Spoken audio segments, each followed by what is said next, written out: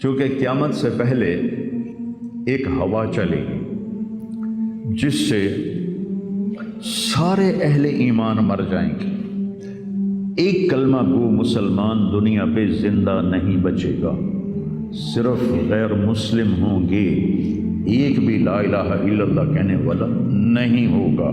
اور قیامت سے 30 سال پہلے، قیامت سے 30 سال پہلے بچے پیدا ہونے بند ہو جائیں گے کہ کسی بچے پر قیامت نہیں آئے گی۔ یوم تذہل کل مرضعۃ عما ارضعت، وہ ہولناکی بتانے کے لیے تشبیہ ہے، وہ یہ نہیں کہ ایسا ہو رہا ہوگا، کیونکہ بچہ تو کافر کا بھی ہو وہ معصوم ہے، مسلمان کا بھی ہو تو وہ معصوم ہے، اس لیے آپ نے کہا کہ سارے جو نابالغ مرتے ہیں وہ جس مذہب کے بھی ہیں سب جنت میں جائیں گے، چونکہ ان پر تو بھی شریعت لاگو ہی نہیں ہوئی ہے، اور سارے بچے حضرت ابراہیم علیہ السلام کے پاس چلے جاتے ہیں۔ تو حدیث پاک میں آتا ہے جتنے اہل ایمان کے بچے بالغ ہونے سے پہلے، پیدا ہونے سے لے کر 15 سال سے پہلے تک جو فوت ہو جاتے ہیں، سب حضرت ابراہیم علیہ السلام کے پاس ہوتے ہیں، ساری نسل ابراہیم علیہ السلام کے پاس، اور وہ ان کے باپ ہوتے ہیں، اور ان کے ساتھ وہ اپنی وہاں کی جنت کے مزے لیتے ہیں، پتہ نہیں کیا لیتے ہیں، ان میں تو کوئی نہیں پتہ۔ بس آپ نے اپنے بیٹے کے بارے میں فرمایا، حضرت ابراہیم رضی اللہ تعالیٰ عنہ علیہ السلام، چونکہ وہ ابھی ماں کا دودھ پیتے تھے، ان کا انتقال ہو گیا، تو آپ نے فرمایا اللہ تعالیٰ نے جنت میں ایک حور کو مقرر کر دیا ہے ابراہیم کو دودھ پلانے کے لیے، سبحان، اور کسی بچے کے بارے میں ایسی بات نہیں ہے۔ تو ڈران والی گل کوئی نہیں، ساڈو تے قیامت نہیں ہوندی، 30 سال پہلے بچے پیدا ہونے بند ہو جائیں گے، قیامت 30 اور 30 سے اوپر کی عمر کے لوگوں پر ہوگی، اور وہ جانوروں کی طرح ہوں گے، سڑکوں پہ زنا کریں گے، اور ہر انسانی جو اخلاق ہیں ان سے وہ خالی ہو جائیں گے، ان سے وہ خالی ہو جائیں گے۔ یہ امت کے اوپر امتحان ہے۔ ہمارا ایک ساتھی ہے وہاں کینیڈا میں، اس سے مجھے خواب سنایا کہ میں نے دیکھا کہ غزہ کے جتنے شہداء کے بچے ہیں وہ آسمان پہ تیر رہے ہیں، اور اللہ کے نبی ہر آنے والے کا استقبال فرما رہے ہیں۔ تو ہمیں دیکھنے میں تو بڑا ظلم نظر ہے، ظلم ہے بھی صحیح، لیکن ہماری تو موج ہے، تو ساری جنت میں گئے، جتنے بڑے شہید ہوئے وہ بھی جنتی، عورتیں شہید ہوئیں وہ بھی جنتی، مرد شہید ہوئے وہ بھی جنتی، اور بچوں کا تو میں نے کینیڈا میں ایک نوجوان خواب دیکھ رہا ہے، راونڈ کا پڑھا ہوا عالم ہے، کہ میں نے خواب دیکھا کہ غزہ کے شہداء کے بچے آسمان پر تیر رہے ہیں، اور اللہ کے نبی ہر آنے والے بچے کا استقبال فرما رہے ہیں۔ تو ساڑی تو موج ہو گئی، ہمیں دیکھنے میں موت نظر آتی ہے، حقیقت میں دیکھو ایک ہوتا ہے کامیاب ہونا، اور ایک ہوتا ہے فتح پانا، ایک ہوتا ہے ناکام ہونا، اور ایک ہوتا ہے شکست کھانا۔ یہ دو الگ چیزیں ہیں، کامیابی الگ چیز ہے، فتح الگ چیز ہے، ناکامی الگ چیز ہے، شکست الگ چیز ہے۔ کربلا کے میدان میں سب سے مقدس خون بہایا گیا، سب سے پاکیزہ خون بہایا گیا، اور ان سب کو شکست ہو گئی، اور وہ سارے گردنیں کٹوا کے نیزوں پہ چڑھ گئے، لیکن وہ ناکام نہیں ہیں، وہ کامیاب ہیں۔ انہیں شکست ہوئی ہے، انہیں ناکامی نہیں ہوئی، وہ کامیاب ہیں۔ اور شمر کا لشکر وہ فتح پایا ہے، وہ کامیاب نہیں ہے، انہوں نے فتح پائی، کامیاب نہیں۔ ابن زیاد کی گردن کٹ کے جب لائی گئی مصعب بن عمیر کے سامنے، جیسے حضرت حسین علیہ السلام کی گردن کٹی ہوئی ابن زیاد کے سامنے رکھی گئی، تو وہ ایسے منہ پہ چھڑیاں مار کر کہنے لگا، میں نے ایسا خوبصورت چہرہ آج تک نہیں دیکھا جو مرنے کے بعد بھی اتنا چمکتا۔ کٹی ہوئی ابن زیاد کے سامنے رکھی گئی تو وہ ایسے منہ پہ چھڑیاں مار کر کہنے لگا، میں نے ایسا خوبصورت چہرہ آج تک نہیں دیکھا جو مرنے کے بعد بھی اتنا چمکتا ہوا تر و تازہ ہو۔ تو حضرت ابو برزہ اسلمی رضی اللہ تعالیٰ عنہ نے کھڑے ہو کر روتے ہوئے فرمایا کہ ظالم یہ چھڑی یہاں سے ہٹا لے، میں نے ان ہونٹوں پہ اللہ کے نبی کے ہونٹوں کو لگتے ہوئے دیکھا ہوا۔ تو کہنے لگا تو بوڑھا ہو گیا ورنہ تیرا بھی سر اڑا دیتا میں۔ تو جب اللہ تعالیٰ انتقام لینے پر آئے اور ابن زیاد کو قتل کیا گیا اور اس کی کٹی ہوئی گردن آئی حضرت مصعب بن عمیر کے سامنے، تو ایک دم مجمع میں ہلچل مچی، جاءت وہ آیا۔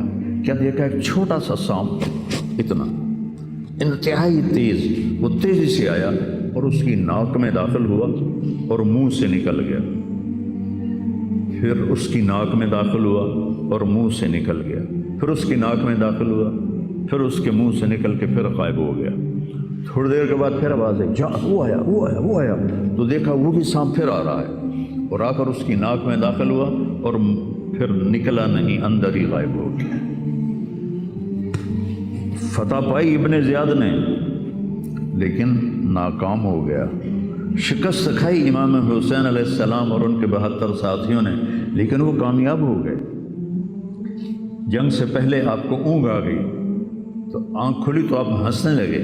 حضرت زینب نے پوچھا یہ کوئی ہنسنے کا موقع ہے، کیوں ہنسے ہو؟ کہا خواب میں اللہ کے نبی ملے ہیں، کہہ رہے بیٹا میں تمہیں لینے کے لیے آ چکا ہوں۔ تو دیکھنے میں شکست ہوئی ہے لیکن وہ کامیاب ہیں۔ عمر بن سعد کو فتح ہوئی ہے، وہ ناکام ہے۔ عمر بن سعد کی کٹی ہوئی گردن بھی مختار کے سامنے رکھی گئی۔ اللہ تعالیٰ نے ایک کو زندہ نہیں چھوڑا، جتنے بھی قاتلین حسین تھے سب قتل ہوئے۔ حضرت عثمان کے قاتل سب طبعی موت نہیں مرے، سب ذلت کی موت مرے۔ تو بھائیو یہ امتحان کی جگہ ہے، اللہ اپنے نبی کی امت کے گناہوں کو دھونے کے لیے ایسے حالات لاتا ہے۔ سب آپ نے فرمایا جتنا مجھے ڈرایا گیا اتنا کسی کو نہیں ڈرایا گیا۔ تو میں بتا رہا تھا ارض فلسطین یہ دوسری مسجد جو زمین پہ بنی 40 سال کے بعد، وہ مسجد اقصیٰ ہے۔ 4000 نبیوں کے باپ اور میرے نبی کے دادا ابراہیم علیہ السلام اس سرزمین میں تشریف لائے، وہیں آرام فرما رہے ہیں۔ اسحاق علیہ السلام، یعقوب علیہ السلام، داؤد علیہ السلام، سلیمان علیہ السلام، یحییٰ علیہ السلام، زکریا علیہ السلام، یہ وہ نبی ہیں جن کا قرآن میں ذکر ہے۔ اس کے علاوہ بھی سینکڑوں نبی ہیں جن کے نام نہ تاریخ میں ہیں نہ قرآن میں ہیں، جو اس سرزمین کے اندر ہیں۔ یہ معشر کی سرزمین ہے، یہ نبیوں کی سرزمین ہے۔ میرے نبی نے فرمایا ارض المنشر والمحشر، یہ محشر کی سرزمین ہے اور دوبارہ زمین سے باہر نکلنے کی سرزمین ہے۔ اور پہلا بڑا معرکہ روم اور صحابہ کے درمیان ہوا تھا فلسطین میں، اجنادین کے مقام پر جو آج رملہ کہلاتا ہے۔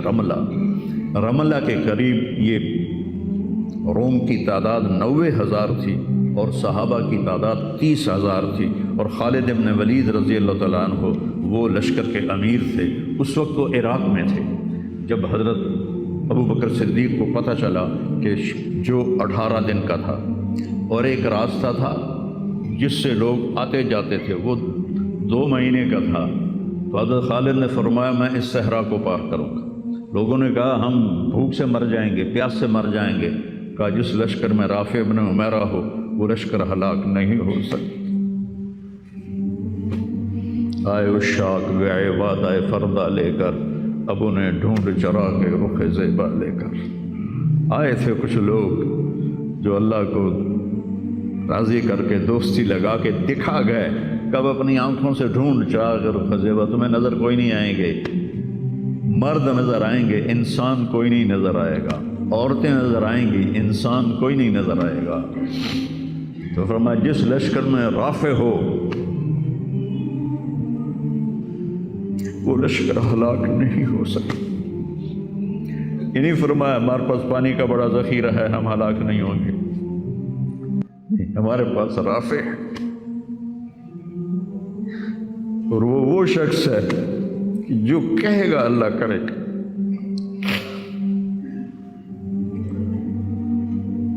18 دن میں اس کو پار کیا اور ایک مقام پر آ کر پانی ختم ہو گیا، 3 دن بغیر پانی کے گزارے،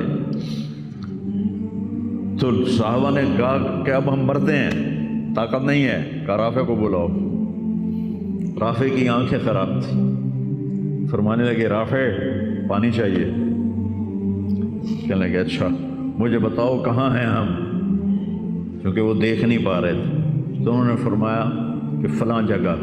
اب صحرا میں تو کوئی نشان منزل ہوتا ہی نہیں، تو کوئی انہوں نے جھاڑیاں بتائیں، کہنے کچھ جھاڑیاں دیکھو ایک طرف کٹھی ہوں، کٹھی جھاڑیوں کا کوئی جھنڈ ہو، مجھے بتاؤ ہے؟ انہوں نے کہا ہاں وہ نظر آ رہا ہے، کہ مجھے وہاں لے چلو۔ وہاں لے گئے، ایک جگہ اشارہ کیا کہ یہاں سے زمین کھودو، زمین کھودی تو پانی کا چشمہ نکل کے باہر آ گیا۔ کبھی ہم بھی تم میں بھی چاہت تھی، کبھی ہم بھی تم میں بھی راہ تھی، کبھی ہم بھی تم بھی تھے آشنا، تمہیں یاد ہو کہ نہ یاد ہو۔ اللہ نے تو بے وفائی کی نہیں، ہم نے بے وفائی کی۔ اس کی مدد جو رکی ہوئی، یہ بھی اس کی مدد ہے۔ ہمارا شہید جنت میں جا رہا ہے، اگر زندہ ہے، زخمی ہے، بھوکا ہے، گناہ معاف ہو رہے ہیں۔ جہنم کی آگ سے ایک سوئی کا نکا عام آدمی دیکھ ہی نہیں سکتا، دھاگا نہیں پا سکتا، جن کی نظر کمزور ہوئے، اتنا چھوٹا ہوتا ہے۔ میرے نبی فرمایا، جبریل علیہ السلام نے آ کے عرض کیا یا رسول اللہ، سوئی کے نکے کے برابر اگر جہنم کی دیوار میں سوراخ ہو جائے تو اس میں سے جو آگ کی چنگاری نکلے گی پوری دنیا کو کوئلہ بنا دے گی۔ اس کے سامنے یہ تکلیف تو بڑی تھوڑی ہے۔ لیکن بات اصل یہ ہے کہ ہم نے اللہ سے دوستی چھوڑ دی۔ یہودیوں کو گالیاں بعد میں دو، پہلے ہم اپنے گریبان۔ تجھے کیوں فکر ہے اے گل دلے صد چاک بلبل کی، تو اپنے پیر ہن کے چاک تو پہلے رفو کر لے۔ کتنا جھوٹ بولا جا رہا ہے، کتنے جھوٹے مقدمے ہیں، کتنی والدین کی نافرمانی ہے، کتنے گھریلو ناچاکیاں ہیں، کتنا سود چل رہا ہے، کتنا شراب کے ٹھیکے چل رہے ہیں، کتنے لوگ نمازیں چھوڑ چکے ہیں۔ صرف حکمرانوں کو میں کیا گلا دوں، آج ہم سارے اس حمام میں ننگے ہیں۔ تو یہ اللہ کی رحمت ہے، اگر کسی کو اللہ نے اس امت کو اگر دنیا میں وہ جھٹکے دیتا ہے۔ مجھے ایک آیت بھی یاد آ گئی، دونوں کو حال بتاتا ہوں۔ ایک ہے جنہوں نے اللہ کو نہیں مانا، تو اللہ کہتا ہے ذرہم یأکلوا ویتمتعوا ویلہہم الامل فسوف یعلمون۔ میرے محبوب کرن دے انہوں موج میلا، 4 دیہڑے ہیں انہوں موج میلا کرن دے انہوں میرے کو آن دے بوڑ ویکھی میں کی کرنا، ٹھیک ہوگی۔ ہمارے بارے میں کیا کہا، وَلَنُذِيقَنَّهُمْ مِنَ الْعَذَابِ الْأَدْنَى دُونَ الْعَذَابِ الْأَكْبَرِ لَعَلَّهُمْ يَرْجِعُونَ۔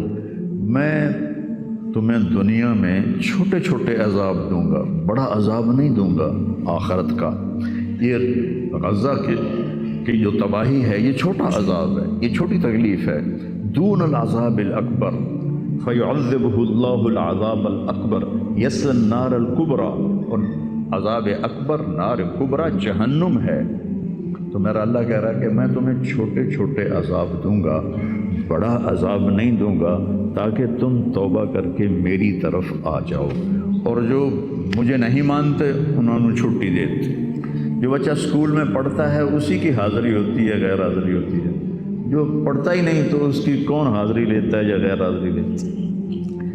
اپنے بچہ کوئی غلطی کرے تو اس کو تنبیہ کی جاتی ہے، گلی کا بچہ کوئی کچھ کرے تو ہم نے کبھی دیکھا ہے کہ کیا کر رہا ہے۔ یہ امت میرے اللہ کی لاڈلی امت، اس وجہ سے نہیں کہ ایسے کوئی بڑے حاجی پارسا ہیں، اپنے حبیب کی وجہ سے، اپنے محبوب کی وجہ سے یہ امت اللہ کی لاڈلی امت ہے۔ اللہ ہمیں بھی بندر خنزیر بنا سکتا ہے، ہمیں کیوں چھوڑا ہوا ہے؟ گنبد والے کے لیے درود پڑھو،